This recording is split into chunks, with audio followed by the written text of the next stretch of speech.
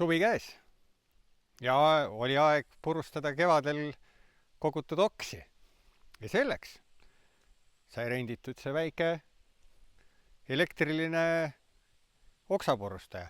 Kusjuures esialgu oli nagu hirm selles mõttes, et see ei suuda ikka midagi ja tuleks midagi hoopis sellist bensiiniga võtta, mis on ikkagi mõeldud industriaalsetes kogustes okste purustamiseks. Kuid asjaolud olid sellised, et seda rentida ei saanud ja nõnda tuli hunnik multsi teha lihtsalt elektrilisega.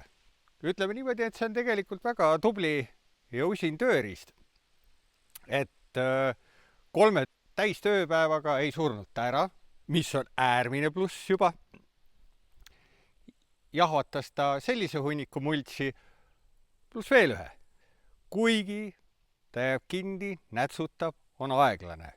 See riist, sellel puhul, kui teil on hoovis 8 õunapuud ja te neid kevadeti lõikate, on ideaalne. Igal juhul jõudu tööle!